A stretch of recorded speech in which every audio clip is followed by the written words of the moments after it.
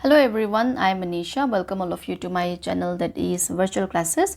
So today in this class we are going to summarize your chapter the ever evolving world around us. Okay, chapter 1 summary. We have already completed the chapter. If you haven't watched the video, kindly watch the video. The link is given in the description box. And today the class explanation will be in English. If you want to listen to Hindi explanation, I have already uploaded. You can again find the link in the description box. And yes, don't forget to like, share and subscribe my channel. Alright, so let us start. See, in this chapter what we have learned, this chapter is basically an introduction, isn't it, that what you are going to learn in your 7th grade science curiosity. So let us highlight some of the key points and let us summarize this chapter. Alright, so science is a journey, not a destination. So this is the first thing that you need to remember. Okay, it is a journey and not a destination. Means once you have started the journey of science, like if you are, for example, you are finding about something, okay, and you have already reached to its conclusion, and when you reach to its conclusion, it doesn't mean that, and yes, and when you reach it to its conclusion and you have noted the result also, okay, and you got the result also, but it doesn't mean that that will be the end of the experiment. Again, the result will again provoke into another question. It will arise again, another question will be there. Okay, so it is a journey, it is not a destination like where you cannot just go and you can stop. It is an ongoing process, it is an ongoing process, life process, okay, journey that begins, like for example, it is a never ending journey. So see, science involves curiosity, questioning, discovering how things work. So in science, what you will, the most important thing is that it will evokes this curiosity in you. Okay, like when you learn something about things, so many like questions will be arising in your mind. Okay, then you'll be curious to know about them, and when curious to know about that particular thing, what will happen? You will start questioning it, and when you start questioning it, what will happen? You will discover how things work. For example, they say the cycle of scientific inquiry. For example, when curiosity evokes in you, okay, when you have a curiosity to learn something about something, for example, you are curious to know why the sun used to rise in the eastern side and why is to set in the western side. What is the reason behind it? If you're curious to know about this, what will happen? So many questions will arise in your mind, isn't it? Here the question will be there, and what will happen when questions are there? You will get your answer also. You will have some prediction, you will have some conclusion, isn't it? And you will discover it, isn't it? And you'll come to an analysis and you will discover about it, and when you discover about it, again you will come to know that okay, there is another phenomena related to that. Again, for that phenomena, again curiosity will be invoked in you. Okay, so in this way this process is ongoing. Okay, it is a journey, it is not a destination.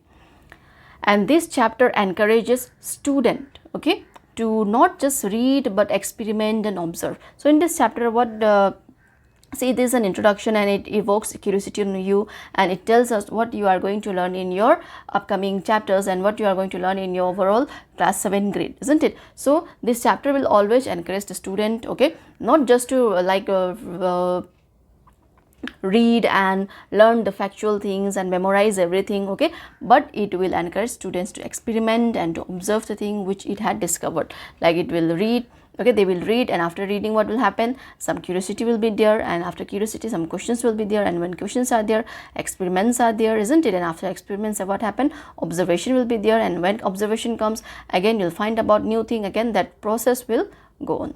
Okay, simple things like paper plane or a butterfly flight can lead to big scientific ideas. See, for example, in your book, if you turn the pages of your science textbook, what will happen? In each and every page, you will find, in some pages you will find there are paper flights, isn't it? Drawings are there, small images there, and in another you will find some butterflies are there, isn't it? Butterfly flights are there. Well, what does it show? It may be very simple, okay, but it is very special, like the playful flight of a butterfly and the soaring of a paper plane, isn't it? So like just a butterfly flutters freely and the paper planes flies into the sky. Learning takes place in that way, okay, when curiosity leads the way, and when there is a curiosity, there will be questions. When there will be questions, there will be learning, and when there is learning, you'll observe something, and you observe something, again you'll come to know about new thing, isn't it? So science is that process. It is a never ending process. Okay, in short, it is a never ending process. Okay, I think I have explained this one, isn't it? So these simple things like paper plane or butterfly flights, okay, this leads to big scientific ideas. Okay, let me explain about this idea. Okay, see, from this what do we came to know? from these idea like paper plane, butterfly, or the birds when they are flying in the sky, what people observed during the early days, the early humans, okay, they observed like they are flying, they are using their wings, there is a pattern in which they are using their wings. Why cannot we fly in that way? They have even tried also, isn't it? But what happens, that leads to them to discover what, to invent what, plane flight, isn't it? So simple idea from simple observation, isn't it? Just when they see the paper plane flying over it, and when they see butterfly or any birds flying in the sky, the idea arose in their mind, and this idea is very much important, okay? If you don't have idea, what will happen? You will never come to discover anything. For example, let me give you another example, our daily example, okay? Suppose a man who used to sell furniture, okay, he used to make furniture. He have so many woods with them, but he doesn't have any idea about new design. Then what will happen? He'll not be able to make any new furniture and stylish furniture, isn't it? Because that idea is very much important. Without idea, you cannot work on anything, okay? So these simple observations which people have observed, okay, about the paper plane or the butterfly's flight or anything else, okay, what happened? This can lead to big scientific ideas, okay, and that idea will lead to new discovery or new invention. All right. So learning through observation. So science is all about learning through observation. You'll observe, you'll see, like you'll observe the environment around you, you will see there are so many beautiful things in the nature, like the flowers, different colors of flowers are there. Why there are different colors of flower? Isn't why there are different varieties of plant, why there is a diversity in animals, why there is a diversity in living beings also, isn't it? Human beings also, you will find diversity in the flora and fauna inside the marine life also. So why these things are there? When you start observing, you will start learning about them, okay? So that is why science is all about learning through observations. Like observation can lead to new ideas and discovery. So that is what we have just explained, isn't it? When you observe things, what will happen? New idea will come into your mind, and that new idea will lead to new discovery, okay? For example, here early humans observed bird to develop ideas about flight. So they observed the bird, isn't it? They see the birds are flying, and they developed the idea that, okay, if they can fly, we can also fly. So and what leads to that discovery? The discovery of flight. And today what happened? Due to the technological advancement, there are so many changes. See, the early human which have developed this flight, okay, which have discovered this flight, they were, who were they were the Wright brothers, isn't it? And during that time, the plane which they have invented was very simple, and it was not very technologically advanced, okay? And within time, what happened? Technological advancement is there now. So many passenger they can carry. Otherwise, the plane which they have invented, they can carry only 1 or 2 passengers, isn't it? Driver, the pilot, and one other person. But this day, more than 300 persons can fly in one go, isn't it, inside a plane. So these things are all due to the technological advancement. But what is the importance of technological advancement of this flight if there were no ideas before? If the ideas doesn't come about making a flight, technological advancement will not work, isn't it? So the idea was there, they invented something, and in that invention they added, okay, advancement, they added so many features, and today we can fly anywhere, wherever you wanted to go. If you want to go to another state, within hours you will be in another state, isn't it? Like India is a very big country, isn't it? You have so many states with so many diversity in there. If you want to fly from Jammu and Kashmir to Kanyakumari, you can take a flight, and within a day you can reach there, isn't it? Or if you don't take flight, you can take a train and you can reach within 2 to 3 days. But if you want to take flight within a day, into next hour, what will happen? Into 4 to 5 hours you will be in your destination, that is in your place, isn't it? And all these had happened, why? Because of the observation that the early humans have made, okay, by seeing simply the birds how they fly. So that is why simple observation, okay, simple ideas, okay, simple observation, normal observation that we do in a day-to-day life can lead to a very big discovery, okay. Next, science begins with noticing what's around us, from a healthy stain to the stars in the sky. So the science, okay, it begins with noticing like what is around us, what is our environment, where we are living, okay. When we start noticing around the environment, we'll start so many things, like for example, from a healthy stain which is in your you got in your shirt, or the stars in the sky. And have you ever wondered why the stars appears only during the night? During the daytime also we can see some 1 or 2 stars, but during the night time you can see so many stars. Why is it so? So this curiosity will lead you to learn why, isn't it? So that you are going to learn slowly in your grade 7, grade 8, grade 9, okay, slowly this learning process will take place, okay. I hope all of you are excited to take your journey. See example here, okay. Notice everyday phenomena, okay, any phenomena. Alright, so example, just I have told you why the star shines at the night time and not during the daytime. What is the reason behind it, isn't it? The question will come on, will pop up in your mind, isn't it? Questioning the phenomena, and after that you will investigate about it, you will investigate further about it, and you will come to one conclusion, isn't it? There will be one conclusion that you can come, and after that what will happen? You will find your share your findings, that is your result, your final analysis, isn't it? So in this way you have to learn through what? Learn through observation every time, okay. And yes, another topic that was given in your book is that all branches of science are interconnected. So all branches of science, like your subject, we have physics, chemistry, biology, earth science, isn't it? So like the physics, chemistry, biology and earth science, okay, they may all seem different, okay, but they are all linked with one another, they are all interconnected. You will find that they are being studied in different chapters, isn't it? They might appear in different chapter, but all of them are being interconnected, and you will come learn about this slowly, not at once, okay. You will learn about this slowly, like in grade 6 you have also came to know the reason why they were interconnected, little reason. Now you will get little bit of detail, and again in your next class you will get more detail, okay. Just like that, what will happen? You will learn about it little by little, okay. And a discovery in one field often inspires a breakthrough in another. When you discover about one field in a science, okay, that will always inspire a breakthrough in another one. Means when you are working on something and you got a result, okay, and on the result what will happen? You got a result, everything you have been satisfied, again that results will evoke to another breakthrough, okay, another journey. All right. So in the science, okay, the scientific ideas in one area often inspire discovery in another, okay, and that allows us to ask question in another area. So that is the journey of this science. That is why it is said it is a journey, not a destination, okay. And learning science holistically helps us understand the bigger picture. Holistically means overall, okay. When we are learning science overall, it will help us to understand the bigger picture, and when we are learning only a small part of science, that will not help us to understand everything. When you learn everything holistically means when you include everything, okay, about science, then you will understand the bigger picture of this science subject, okay. So now what you are going to learn in your upcoming chapters, some introductions are been given, okay, in this book. For example, like properties and changes in materials, isn't it? Like why do some fruit taste sour? Have you ever imagined like why do some fruits taste sour? Because see, you know the answer, isn't it? Because it is acidic in nature. So why it is acidic? Because what is the reason behind it? About this you will learn more, okay. That is in your upcoming chapter, that is on your chapter 2, acid base, isn't it? And I have already uploaded the chapter, okay. If you haven't watched, please kindly watch that as well. All right.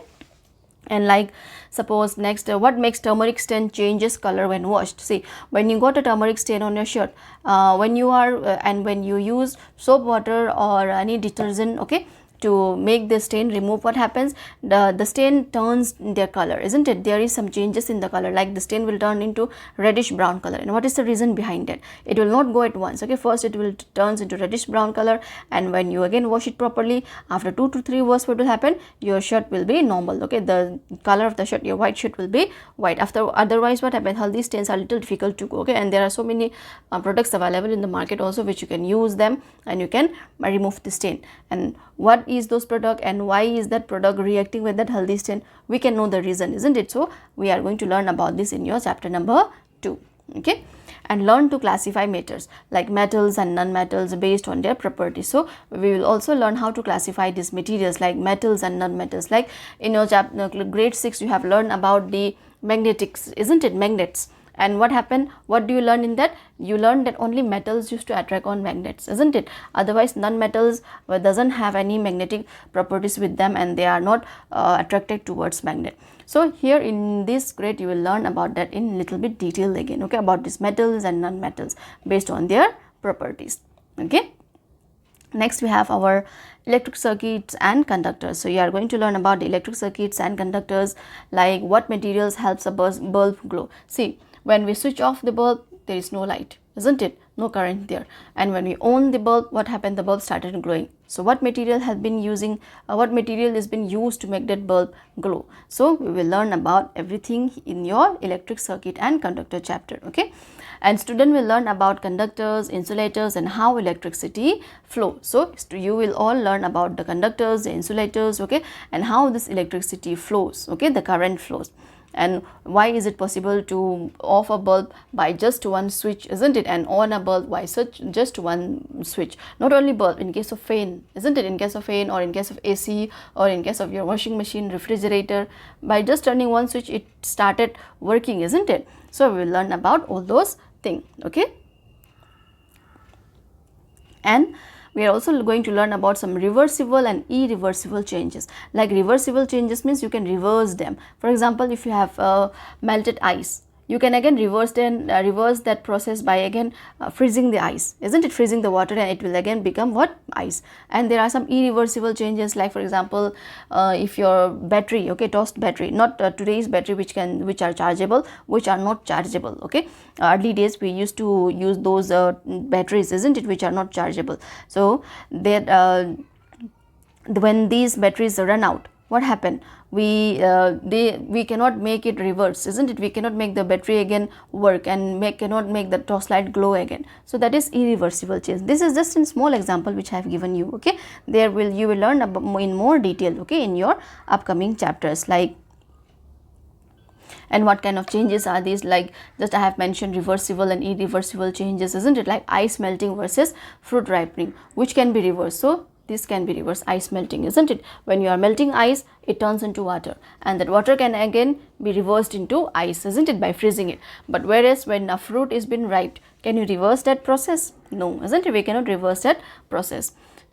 So you learn about it. Okay, now we'll understand how heat, temperature, and time, okay, affects material changes around us. Okay, and after that, what do we learn? We will learn about water, heat, and heat in nature. Okay, like your water cycle process, the evaporation, condensation, and the precipitation. You have learned something in your grade 6 also, isn't it? Like, see, this is the sea, isn't it? This is the sea, there is a water here, isn't it? Well, due to heat of the sunlight, isn't it? What happened? This evaporates, this water gets evaporated. Okay, this water gets evaporated, and this evaporated water turns into condensed cloud. And what happened? This condensed cloud, again during the monsoon season, what happened? It will precipitate. It will precipitate means it will rain. Again, the same water which has gone up will come and will flow in that same sea. Okay, this is the process of water cycle, and you will learn about this in more detail. Okay, about water and about the heat in nature,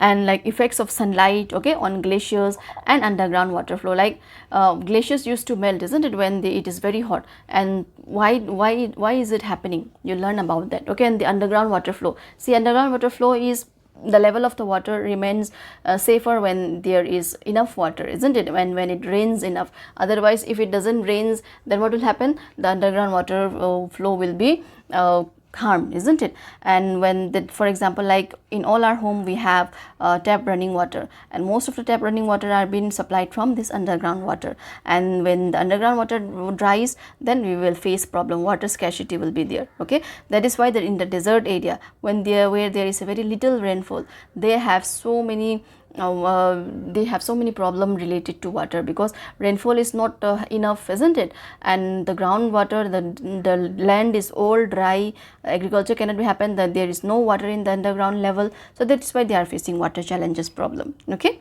and that is why we have been always suggested to save more water, isn't it? So you'll understand about all these things in the upcoming chapters, and about growth and life process. Like, see, human beings, as we grow, we grow, isn't it? And in order to grow, what is needed? We need to eat, isn't it? We need to eat again healthy. Why it is required to eat healthy? Why we cannot eat unhealthy snacks? So there are so many reasons behind it, isn't it? So you learn all thing about everything in this upcoming chapter. And when we are growing, our bodies also changes, isn't it? Especially when we are in the middle school, what happens? Our body started changing very rapidly. There is a change in voice, isn't it? There is a change in height, there is change in appearance. So there are so many changes. So these changes doesn't occur only on human beings, this occurs on plants also, animals also. Okay, so we will learn about all those things. So how do human grows during adolescence? They used to grow rapidly, isn't it? Adolescence means during your teenage, during a middle school age. This is the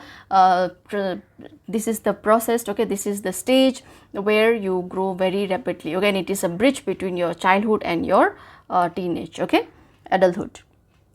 And how do animals and plants perform their life process, like breeding, circulating nutrients and photosynthesis? So how do the animals, see, in case of animals we understand, isn't it? They'll breed like just like we breed and they'll be eating. But what about plants? They also need to breed, they also need to circulate nutrients around them to make their own food. And in order to make their own food, what is the process? There is the process of photosynthesis. So we are going to learn about all those things.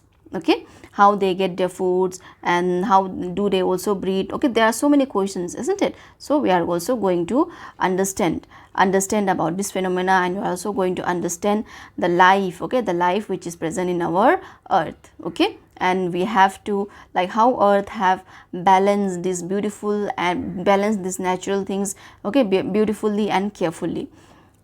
And about time, okay, measuring time and understanding lights. So we will learn about this time, okay, the how can we measure time, and I will understand about the concept of light as well, okay, in your chapter. And how did ancient people measure time using shadow? See, in today's date, what happened when you are asked what time is it, you can just simply look at the watch and you can say, isn't it, okay, it is 11 o'clock or 1 o'clock or 2 o'clock. But during ancient time, what happens, how people used to measure time? They will be measuring time by using measuring their shadow, isn't it? So, and this way they used to know about the times. And in shadow, what you will again learn? You learn about the solar eclipse, lunar eclipse, isn't it? So how do lights and shadow help us understand the day and night phenomena, eclipse and Earth's movement? So we are going to understand everything, Earth's movement, like your rotations, revolutions, okay, and how do this light and shadow will help us to understand about this phenomena, like day and night. We have day and night, isn't it? And eclipse, and especially during night we used to sleep, and why this sleep is necessary for us, why we are sleeping, isn't it? Why you are being asked to sleep, and why there are this eclipse, why, like, eclipse means when there is a shadow on earth or moon. Like in moon we used to call lunar eclipse, and earth we used to call solar eclipse. Sun used to call solar eclipse, isn't it? Not earth, sun used to call solar eclipse, isn't it? So this all leads to a very fascinating journey, okay, and we will be learning about them, okay. And this all depends on the how much of light they receive from the sun, okay. So to understand this, we also should know how the earth rotates. So that is why Earth's movement, all right, Earth rotates around its axis, and how the moon goes around the earth, why the moon is visible, isn't it, at night and not at the morning again, isn't it? And how the sun, how the earth is revolving around the sun, okay, and what are the consequences of this movement on this beautiful planet. So we are going to understand everything about it, okay. And scientific thinking and exploration next, like science is a process, okay, and asking why and how is more important than just memorizing answer. So in science, okay, you should never concentrate in memorizing questions or facts, okay, you should rather understand, okay, try to understanding why is it happening and how it is happening, okay. These are more important than just memorizing your answer. Like there is a quotation also, isn't it, in a big, like, a wise person is always a wise person, okay. An intelligent person is a person who always asks question, wise person, okay. So don't forget this quotation, all right, which is given in your book. And sometimes answer leads to new question, and sometimes what happen, some answers again leads us to new question. That is why when we get some discovery, okay, when we get some result about certain things, that will again arise into another discovery. So that is what we have just talked before also, isn't it? Like in your example in your book, some answers are given, and we were being asked to develop some questions out of those answers, isn't it? So answers can also lead to some new questions. And experiments help test ideas. Unexpected results often open new areas of exploration. So this is the thing, okay. Experiment always help to test our ideas, the idea that we have in our mind, that idea that have popped up in our mind, isn't it? And sometimes it gives some unexpected results, and often will open again a new area of exploration, okay. We'll explore more about this universe, about the surroundings where we are living, isn't it? and science and social responsibility. So science also teach us some social responsibility and also help us to maintain it. Okay, like science isn't just about knowledge, it is about responsibility also. Like for example, here,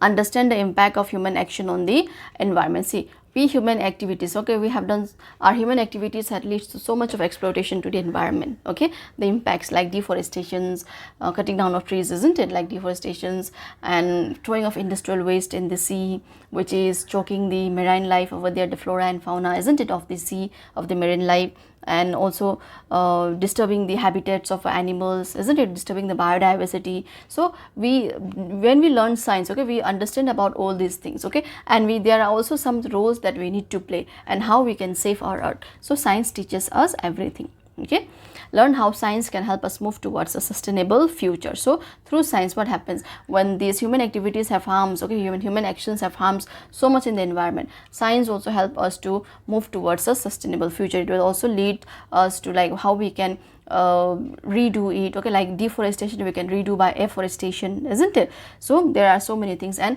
so that we can make this world a better place for the future generation also. Sustainable future means for the future generation, not only about today, we are thinking about the future also, so that they can use the resources that time also. Okay, the natural resources.